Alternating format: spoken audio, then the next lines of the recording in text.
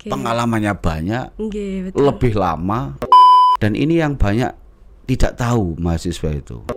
Semakin banyak yang mengikuti itu, saya semakin bahagia.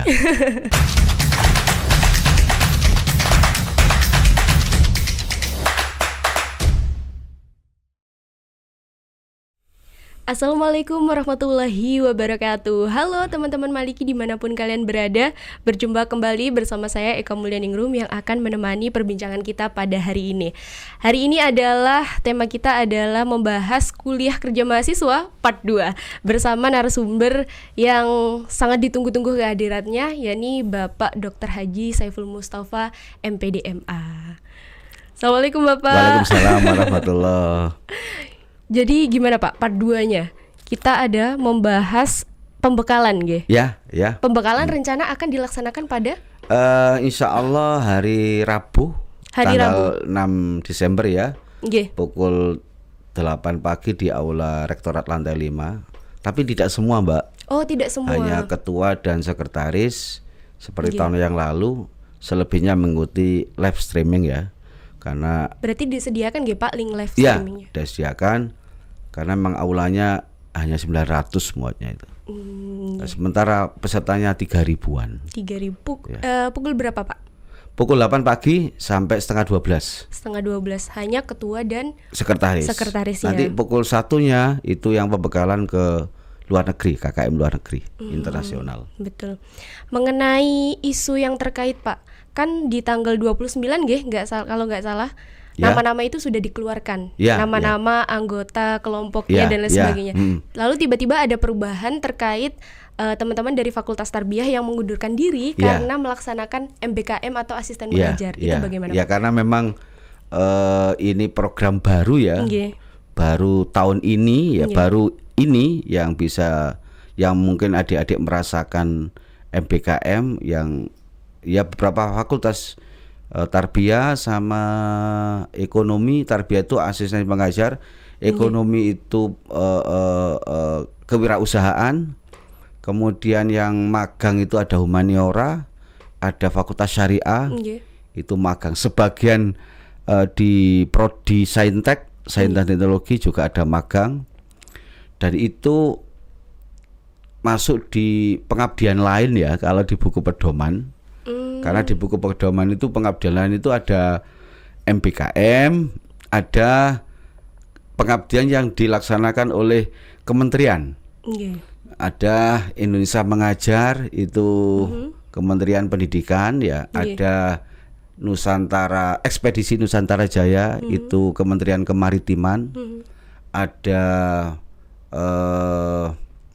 sosial, Kemensos itu Pejuang Muda, itu Kementerian Sosial. Ada beberapa kementerian yang melaksanakan pengabdian masyarakat dan itu melibatkan seluruh mahasiswa Indonesia, seluruh mahasiswa di Indonesia, tapi ya melalui tes ya, melalui tes, dan itu kita akui sebagai bagian dari KKM, tidak usah ikut yang reguler. Berarti sebenarnya Pak, pertanyaannya, KKM ini wajib tidak sih Pak? Wajib. KKM ini wajib, cuman bentuknya bermacam-macam. Bisa dikonversi dengan MBKM Iya, tidak harus reguler. Malah saya sarankan kalau yang punya nyali dan punya kompetensi ya, itu ikut yang di kementerian. Pengalamannya banyak, lebih lama, ada uangnya, ya ada uangnya karena memang besar itu anggarannya. Pengalamannya lebih mantap. Itu malah saya menyarankan yang Indonesia Mengajar yang 4 bulan itu di 3T, Pejuang Muda itu 3 bulanan lah. Nusantara, Ekspedisi Nusantara yang pernah dilaksanakan oleh TNI ya kemarin itu ya, sebelum COVID, 6 bulan. Yang saya tahu sama tahun ini di Papua, tahun ini di Kalimantan. Banyak kegiatannya. Dan sekarang bisa dikonversi di UIN ya Pak? Wah iya, sangat bisa. Yang penting 5 tagihan tadi ya. 5 tagihan tadi apa ya, Pak? Ya kegiatan harian itu bentuk laporan akademiknya ya. Video pendek 10 menit, news, jurnal. Mungkin kalau individu nanti jurnalnya langsung saya bimbing aja. Oh begitu. Ya, yang pengabdian lain mungkin DPL-nya langsung ke saya aja. Kemudian sama sertifikat Untuk cara pendaftarannya Pak MBKM, apa ditangani fakultas dan jurusan masing-masing? MBKM itu kalau di SIPEMAS ya, itu ngeklik di pengabdian lain. Diklik pengabdian lain, di situ muncul dia mau milih yang mana. Ada MBKM ya, ada pengabdian di kementerian itu. Nah, dia tinggal milih MBKM gitu saja. Cuman yang MBKM ini memang yang menangani fakultas ya, dan prodi. Dan prodi karena ada 20 SKS yang dikonversi. Yang kita minta hanya 2 SKS yang nilai KKM. Ya. Nilai KKM. Itu. Jadi kayak teman-teman yang di Tarbiyah ya, yang melaksanakan asistensi mengajar, silakan ke sekolah, tapi malamnya ya harus ke masyarakat. Tetap ya Pak. Iya, untuk memenuhi tagihan KKM jurnal itu dan lain sebagainya. Iya. Ya, sholat jamaah dengan masyarakat, kegiatan masyarakat mengikuti, dan itu direkam ya, artinya di video biar dia punya dokumen ya. Ya, itu malah menurut saya enak. Lebih bagus. Iya, lebih bagus. Gitu. Baik. Mungkin ada lagi Pak yang mau disampaikan mengenai MBKM? Jadi ini yang banyak yang tidak mengerti, teman-teman kemarin itu daftar KKM reguler, kemudian akhirnya banyak yang mengundurkan diri, terus kemudian kita tata ulang lagi sistemnya ya, kelompoknya berubah ya, karena Tarbiyah saja itu hampir ya sekitar 1000-an. 1000 mahasiswa yang mengikuti asistensi mengajar karena wajib ya, wajib. Cuman pesan saya ketika melaksanakan asistensi mengajar itu ya tagihan KKM dipenuhi ya. Ya untuk artinya ya mengabdi, tetap ada pengabdian di masyarakat, tidak hanya mengajar di lembaga atau satuan pendidikan, tapi di sore hari, malam hari, atau di subuh ya, di pagi hari itu ikut kegiatan masyarakat. Dan jangan lupa direkam, di video untuk memenuhi tagihan video pendek itu. Itu. Jadi adik-adik yang mengikuti MBKM tidak usah ikut KKM reguler, tapi tetap mengklik ya di SIPEMAS itu. Karena kalau tidak mengklik dia nggak bisa laporan. Laporannya akan pakai SIP, Pak. SIPP laporannya. Itu akan muncul SIPP itu kalau dia daftar melalui SIPEMAS ya. Jadi tetap yang MBKM itu milih pengabdian lain, kemudian MBKM. Tagihannya seperti tagihan teman-teman reguler, 5 tagihan itu di-upload di SIP ya, SIPP. Kemudian tidak usah ikut KKM reguler, cuman tetap daftar. Terus pesan saya lagi, ya harus mengabdi, harus mengabdi untuk memenuhi tagihan. Terus kemudian ini menurut saya tidak hanya Tarbiyah ya, ada humaniora yang magang di perusahaan itu ya, ada ekonomi juga di perusahaan, cuma tentang kewirausahaan ya. Mungkin di kemanusiaan, teman-teman Mapala pecinta alam itu barangkali dia ikut membantu bencana alam di mana gitu. Silakan, tidak apa-apa, itu nanti laporkan sebagai KKM reguler ya. Yang penting tagihan 5-nya itu terpenuhi.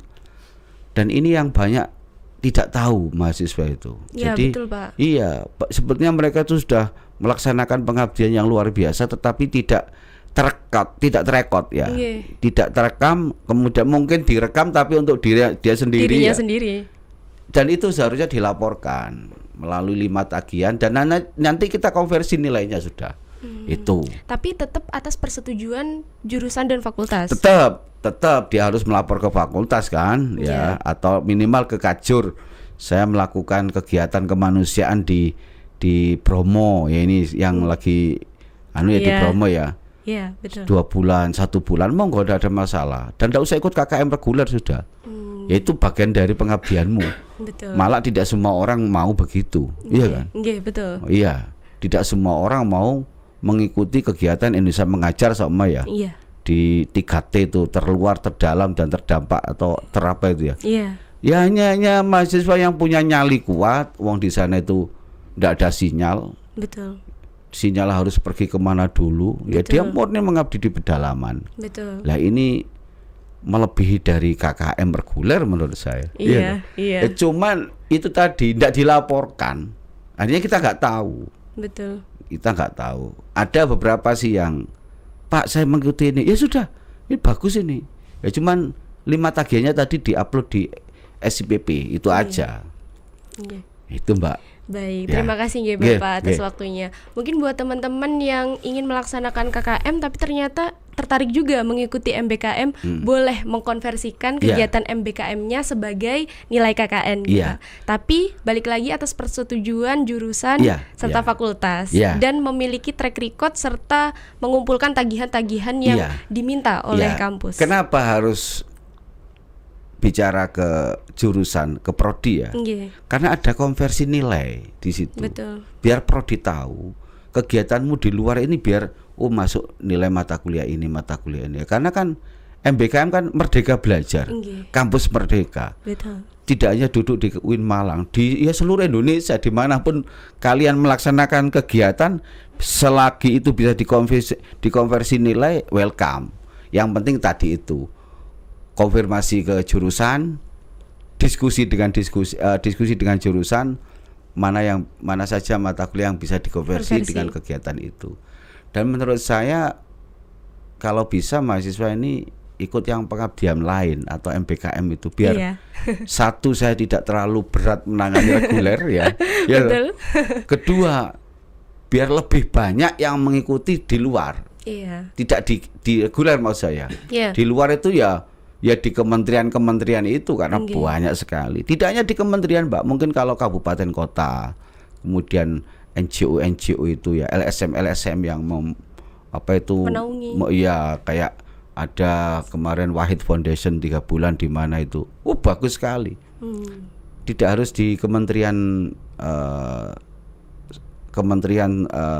khusus ya, tapi NGO ya, non government organisasi itu atau LSM silakan, enggak apa-apa. Enggak ada masalah. Ya, itu semakin banyak yang mengikuti itu, saya semakin bahagia.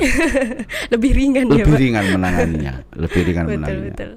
Baik, itu tadi perjumpaan kita bersama Bapak Dr. Haji Saiful Mustafa atas perbincangan mengenai bahwa KKN bisa dikonversi atau diganti dengan kegiatan MBKM.